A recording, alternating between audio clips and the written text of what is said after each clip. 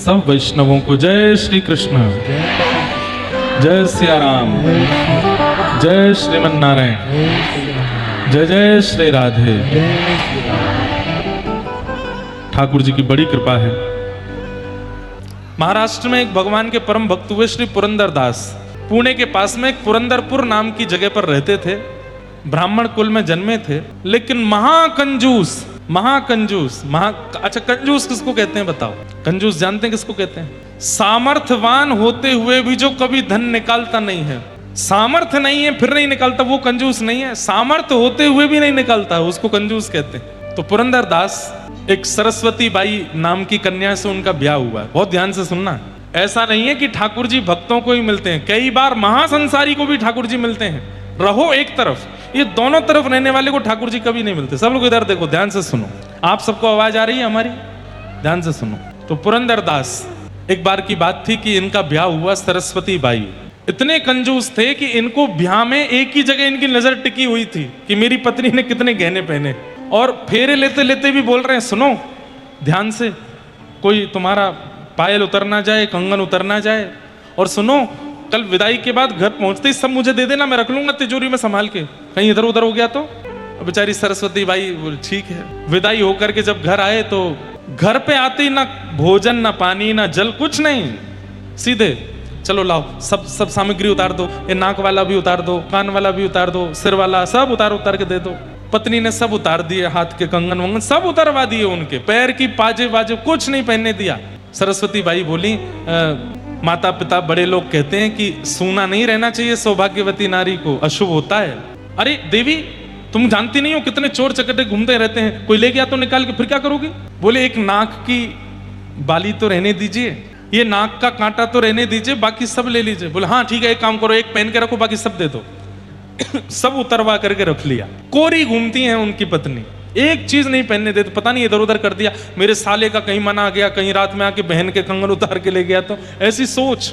कंजूसाई केवल क्रिया में नहीं होती, कई लोगों की बुद्धि में भी कंजूसाई होती है। वो यही सोचते रहते हैं, इसने निकाल लिए होंगे, इसने ले लिए होंगे, यहां से वहां चले गए, इतना ज्यादा ये नहीं होना चाहिए। तो पुरंदर दास महाकंजूस, लेकिन उनकी पत्नी सरस्वती बाई परम भक्ता थी। वो बस यही सोचती रहती थी कि कभी इनकी बुद्धि सुधरेगी, कभी हम भी दान पुण्य करेंगे, हम भी कभी ब्राह्मणों को घर बुलाएंगे, कभी कथा कराएंगे, आदि आदि सब करेंगे। लेकिन कभी हुआ नहीं। सालों निकल गए कथा को, विवाह को। पुरंदर दास की स्थिति ऐसी कि होली दिवाली पर पत्नी कहती कि मुझे मायके जाना है, तो स्वयं नहीं जाते, साले को बुलवाते, तुम लेके जाओ, नहीं तो मेरा खर्चा हो जाएगा इसको लेके जाने आने। इतने कंजूस। ठाकुर जी रीझ गए, बोले तेरी कंजूसाई से रिझ गए हम, एक बार तेरे पास जरूर आवेंगे। और एक बार पुरंदर दास जी अपनी दुकान पर बैठे थे और ठाकुर जी एक दीनहीन से ब्राह्मण का रूप धारण करके, बिल्कुल सामान्य से वस्त्र पहन करके, बिल्कुल अकिंचन बन करके, और उसकी दुकान पर पहुंच गए। ब्याज पे पैसे देते थे ये, इनका काम क्या था? ब्याज पे पैसे देना। तो ठाकुर जी जब आए तो आकर के बोले, भैया मैं गरीब ब्राह्मण हूँ, मेरी इकलौती पुत्री है, उसका विवाह होने वाला है, और जहाँ ब्याह होने वाला है मांग जाज तो कुछ नहीं की, पर उन्होंने कहा है अच्छा ब्याह कर देना, तो मेरे पास तो ज़्यादा है नहीं। मुझे पता चला इस नगर पे ब्याज में पैसा तुम देते हो, इतने ब्याज के पैसे तुम्हारे पास रहते हैं, एक ब्राह्मण को दान कर दो, थोड़ा सा धन दे दो, मैं अपनी बेटी का ब्याह कर लूँगा। ठाकुर जी गए ब्राह्मण बन के। पुरंदर दास बोला, ये कहाँ से बला आ गई मेरे ऊपर? अरे भैया मेरे पास इतनी व्यवस्था नहीं है, और ऐसा नहीं है, ऐसा टालने लगे। अरे भैया आप कर सकते हो, आप सर्वसमर्थ हो, आप कर सकते हो, देख लीजिए ना। नहीं माने।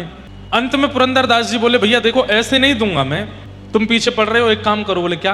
कोई एक वस्तु मेरे पास रख के चले जाओ और पैसे ले जाओ। बोले मैं कहां से कौन सी वस्तु रखूं, मुझ पर कुछ है ही नहीं। बोले भैया यही एक तरीका है, और कोई तरीका नहीं है मेरे पास, कोई वस्तु मेरे पास रख दो, पैसे ले जाओ। तो भगवान तो भैया चतुर शिरोमणि है ठाकुर जी। तो ठाकुर जी बोले ठीक है मैं कुछ करता हूं व्यवस्था। पुरंदर दास के घर पहुंच गए ठाकुर जी, और पुरंदर दास के घर के पास जाके उसकी पत्नी के आगे इतना रोए, आपके पतिदेव पूरी दुनिया को पैसा ब्याज पे देते हैं, एक ब्राह्मण को थोड़ा सा पैसा देने में उनकी इतनी हालत खराब हो रही है। अंत तो गत्वा मान गए हैं, लेकिन शर्त ऐसी रखी है कि मैं कर नहीं सकता। बोले क्या? बोले कह रहे हैं कुछ वस्तु मेरे पास रखूं। मैं क्या रखूं, मुझ पर कुछ है ही नहीं। पत्नी बोली मैं क्या बताऊं, मैं तो इतने वर्ष हो गए शादी के, आज तक बदले ही नहीं वो। तो भगवान भी ऐसे अद्भुत, देवी अब तुम ही मेरी रक्षा करो, मैं अपनी बेटी का ब्याह कैसे करूंगा, किस मुंह से घर जाऊंगा बिना पैसे लिए? मैं कैसे करूं, मैं कैसे उनको समझाऊं। ठाकुर जी बोले अब मेरे पे और कोई रास्ता नहीं है, अब एक ही रास्ता है। बोले क्या? सोई ठाकुर जी ने विष की एक शीशी निकाली और निकाल करके बोले मैं विष पी जाऊंगा, तुम्हारे द्वार पर ही प्राण त्याग दूंगा, अब तो यही एक उपचार है और कोई उपचार नहीं है। और जैसे ही विष निकाल करके अब तो इतने में ही वो सरस्वती बाई, नहीं नहीं नहीं नहीं आप ये मत करो, ये मत करो, आप एक काम करिए। बोले क्या? ये मेरी नाक की एक कील है, ये रख लीजिए, इसको आप कहीं बेच दोगे तो 2-2.5 हजार रुपये आपको मिल जाएंगे, आप अपनी बेटी का ब्याह कर लेना। वो ब्राह्मण जो बन के भगवान गए थे, वो सोने की कील लेकर के बड़े खुश, अरे बिटिया मुझ पे कभी अवसर मिलेगा मैं वापस करने आऊंगा। बोले कोई बात नहीं, आप तो जब वापस करने आएंगे तब तक शायद मैं जीवित ना बचूं, क्योंकि रात को आते ही पतिदेव इसको ही देखते हैं, वो इतने कंजूस हैं, उसको भी रोज देखते हैं कि है कि नहीं, और रात में जब नहीं दिखेगी तो वो तो मेरे प्राण हरण कर ही लेंगे, आप ले जाइए अपनी पुत्री का ब्याह अच्छे से करना। लेकिन ठाकुर जी भी बड़े चतुर, वो कील लेके ही गए पुरंदरदास के पास। बोले एक वस्तु है, मैं गिरवी रखने को तैयार हूं। पुरंदरदास बोले दिखाओ। जैसे ही हाथ में वो कील रखी, ये तो मैंने देखी है कहीं। बोले अब तुमने कहां देखी मुझे नहीं पता, पर मेरे पास यही वस्तु, तुम कहां से लाए? बोले मैं कहीं से भी लाया हूं, तुमको वस्तु रखने से मतलब है, मुझे पैसा दो। पुरंदरदास ने उस कील को रखा अंदर, चाबी से तिजोरी बंद की, कुछ रुपया निकाल करके भगवान को दे दिए। बोले अब चलो दुकान बंद करो, मैं अब घर पहुंचता हूं। अपनी पत्नी बड़ी दानवीर बनती है, उसको बताता हूं। दुकान में एक बालक काम करता था, वो दौड़ के गया सरस्वती बाई से जाके बोला भाभी माँ आज बचो आप। बोले क्यों? बोले आपने किसी को नाक की कील दी थी? बोले हाँ, एक दीनहीन सा ब्राह्मण है, उसने जाके वो सेठ जी को दे दी है, और वहीं जाके गिरवी रखवाई। अब सेठ जी आ रहे हैं, पुरंदरदास आ रहे हैं।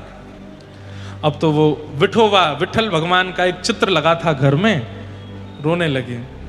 बोले मेरे पति आज मेरे प्राण हरण कर लेंगे, हे नाथ मेरी रक्षा करो, मैं उनके हाथों मरूं, उससे अच्छा यह है कि मैं स्वयं अपने प्राण त्याग देती हूं। पर नाथ मैंने कुछ गलत नहीं किया, मैंने तो एक ब्राह्मण की सेवा की। और एक विष का पात्र लेकर के वो पत्नी खड़ी हो गई। बोले नाथ बस मैं अब इसको पान करके अपने प्राण त्याग दूंगी, क्योंकि उनकी खड़ी खोटी भाषा और वो जो व्यवहार करेंगे वो मैं सहन नहीं कर पाऊंगी। मैंने तो एक ब्राह्मण की बालिका के विवाह के लिए सत्कर्म किया, लेकिन सब गलत हो गया।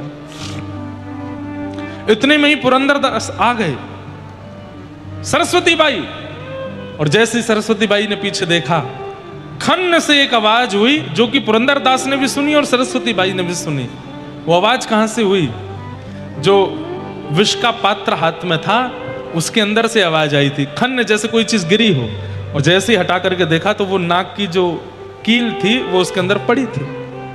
पुरंदरदास ने जैसे ही देखा, बोले ये नाक की कील यहां कैसे आई?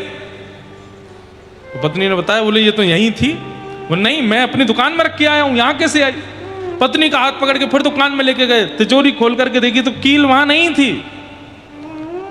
कैसे हो सकता है? तो पत्नी ने पूरा वृत्तांत बताया, और वृत्तांत बता के कहा मैं तो प्राण त्याग रही थी ठाकुर जी के आगे बैठ करके, उन्होंने ही रक्षा की।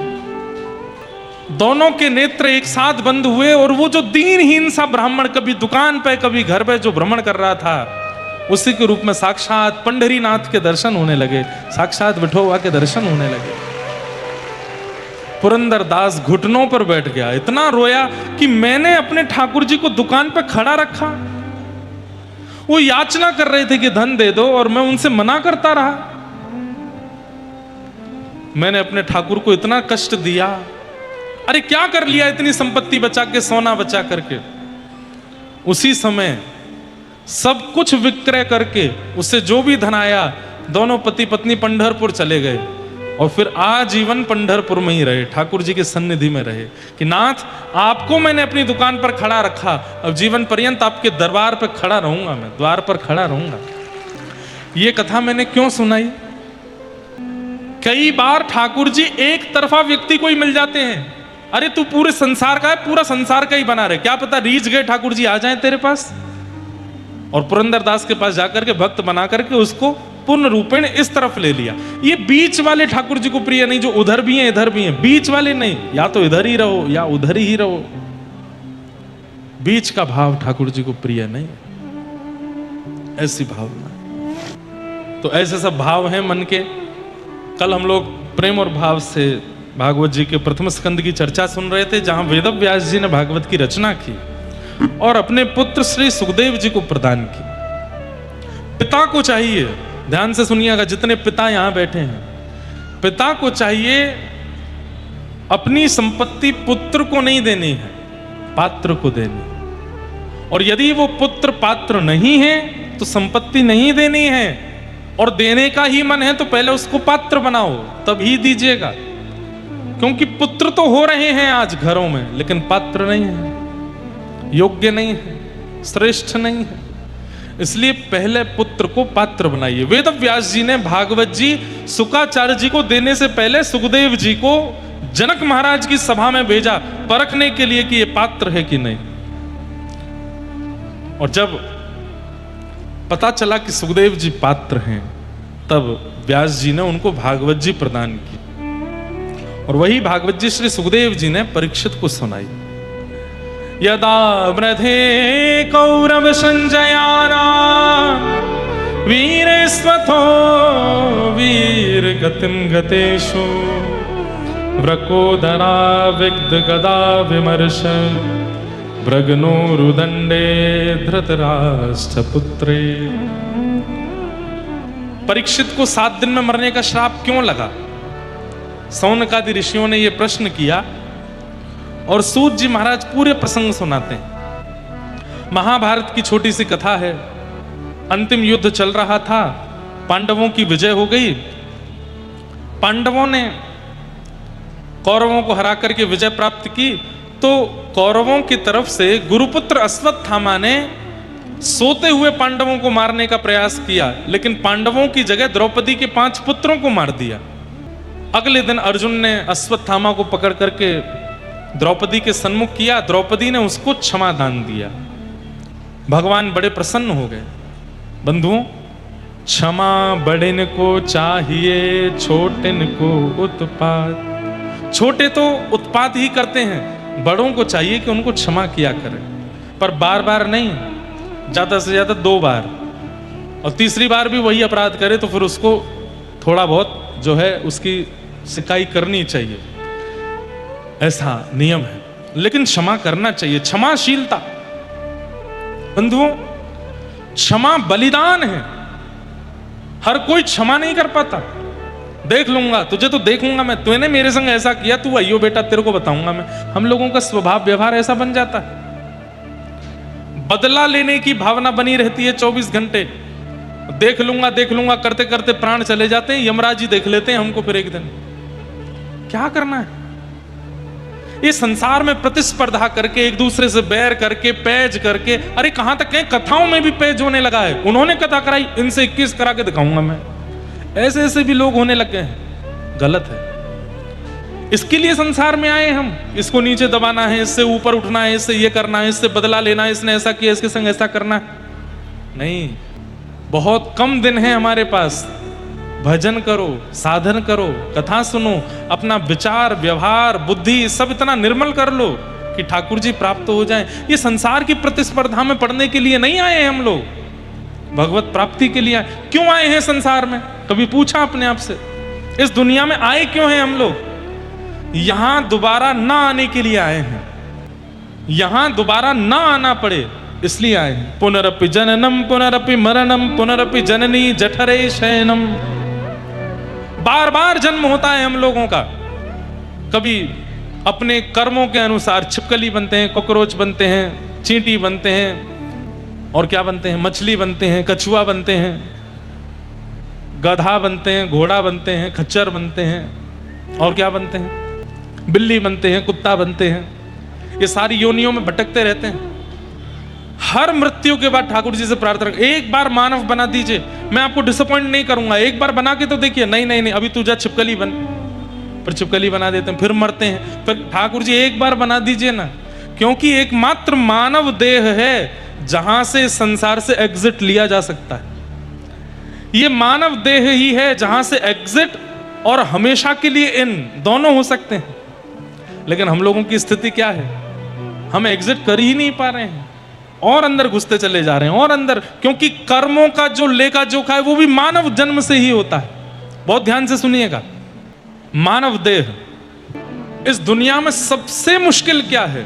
भगवान श्री कृष्ण स्वयं उद्धव को बता रहे हैं, इस दुनिया में सबसे मुश्किल है मानव बन करके आना।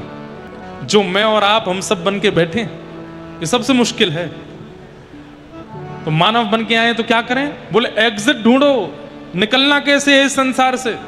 इससे पहले ना जाने कौन सी मैया के गर्भ में आए थे, उससे पहले और जाने कौन सी मैया के गर्भ में आए थे। चलो इस बार तो एक मानव माँ के गर्भ में थे, वो ध्यान भी रखती है, अच्छा खाती है, अच्छा पीती है, हमारा सब ध्यान रखती है। जानवरों के कोख में जब हम लोग रहते हैं वो तो विचार भी नहीं करते। कई जानवर तो ऐसे हैं वो जन्म लेते ही बालकों को ही खा जाते हैं। इस संसार में दोबारा नहीं आना, यही एक एग्जिट का तरीका है। ये मानव जन्म मिला है, मानव देह मिला है। भज गोविंदम, भज गोविंदम, गोविंदम भज मूढ़मते। आद्य गुरु शंकराचार्य भगवान कहते हैं भज गोविंदम, भज गोविंदम, गोविंदम भज मूढ़मते। कृष्ण नाम जपो, हरि नाम जपो, भगवान नाम जपो, निकल लो इस संसार से, दोबारा आना ना पड़े यहाँ पर। लेकिन यहाँ से निकलने की तो योजना हम बना नहीं रहे, यहाँ पे और फंस जाते हैं। क्या होता है? मृत्यु के बाद चित्रकेतु आते हैं, भगवान ब्रह्मा के पीए, पर्सनल असिस्टेंट चित्रकेतु। और चित्रकेतु आकर के हमारे पूरे जीवन का लेखा जोखा बताते हैं। इसके साथ बुरा किया, इसके साथ अच्छा किया, यहाँ पर इतना खाया, यहाँ पर इतना गवाया, ऐसा ऐसा किया, इसके साथ छल, इसके साथ कपट, इसके साथ इतना बुरे काम किए। मुक्ति तो नहीं मिलेगी तुमको। अब क्या मिलेगा? बोले फिर से जन्म लेना पड़ेगा। कहाँ जन्म होगा? बोले पूर्व के कर्मानुसार अब तुमको सर्प बनना पड़ेगा, जाओ सांप बनो। और जैसे ही आप किसी मानव के अलावा किसी अन्य योनि में जाते हैं तो 84 लाख में घूमना ही पड़ता है, फिर मानव देह मिलता है। कितना मुश्किल है मानव देह प्राप्त करना। अच्छा, एक जगह मैंने पढ़ा था, सर्प कौन बनते हैं पता है? जो बहुत इकट्ठा करते रहते हैं, ये इकट्ठा, इतना इकट्ठा कर लिया महाराज, अब उसको निकालने का नाम नहीं लेते। तो भगवान फिर अगले जन्म में उनको सर्प बना देते हैं, जाओ कुंडली मार के बैठे ही रहो इकट्ठा करके। सर्प अधिकतर कहाँ मिलेंगे? तय खानों में है, तिजोरियों में है, सोने चांदी के। आपने सुना होगा वृंदावन के उस मंदिर में अंदर तय खाना, वहां पर सर्प बैठे इसलिए द्वार नहीं खुलते।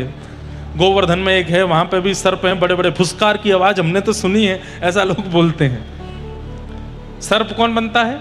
जो केवल इकट्ठा करता रहता है। ऐसे सबका वर्णन है, क्या क्या करने वाला जीव कौन बनता है। लेकिन चिंता की बात यह है कि अगर मानव देह के बाद दोबारा यदि उस योनि में गए तो 84 लाख पूरी करनी पड़ेगी, तब जाकर के मानव बन पाओगे। इसलिए इसको अंतिम मानिए जो मिल गया है, ये दोबारा नहीं होना चाहिए। कहीं दोबारा जन्म लेना पड़ गया तो बहुत दिक्कत है भैया। इसलिए अभी सब अच्छा है, कथा भी सुन रहे हो, ब्रजमंडल के पास में हो, यमुना जी के तट पर हो, निकल लीजिए यहां से। मत करिए ऐसे ज्यादा इकट्ठे अपने कारनामे कि दोबारा आना पड़े संसार में। हम लोग हिसाब बराबर करने आए हैं, लेकिन पूर्व का हिसाब बराबर होता नहीं है। इस जन्म के और ज्यादा उधारी हमारी हो जाती है, जिसके कारण दोबारा जन्म लेना पड़ता है। आप कहोगे महाराज जी हिसाब बराबर कैसे होता है? केवल नाम जप से। जितना नाम जप करते जाओगे करते जाओगे करते जाओगे, पूर्व के कर्म बंधन कटते जाएंगे। जैसे मान लीजिए अब कितने पे ठाकुर जी रीझते हैं ये ठाकुर जी जाने। किसी की एक माला से भी रीझ जाते हैं, किसी की 1-1 लाख माला से भी नहीं रीझते। रिझाने का एक बहुत बढ़िया तरीका है, क्या? एक माला से भी रीझ जाएंगे। कैसे? स्वभाव अच्छा रखो, दीन बनो, दन्यता रखो, ज्यादा चतुर मत रहो, सरल रहो, सहज रहो। अगर व्यवहार अच्छा है तो एक माला में भी वो खुश हो जाएंगे, और एक माला से आपके पूर्व जन्म के एक अपुण्य को भी नष्ट करते चले जाएंगे। और लाख लाख माला करते हो लेकिन अभिमान में चूर, किसी से सीधे मुंह बात नहीं करते, व्यवहार भी विचित्र है, स्वभाव भी विचित्र है, तो 1 लाख माला भी कल्याण नहीं कर पाएगी। इसलिए भैया निकल लीजिए, फिर से कह रहा हूं निकल लीजिए यहां से। अच्छा अवसर मिला है, कथा मिल रही है, सत्संग मिल रहा है, भजन मिल रहा है, खूब करके निकल लो यहां से, दोबारा आना ना पड़े। जय हो। श्री राधा रमण लाल की जय।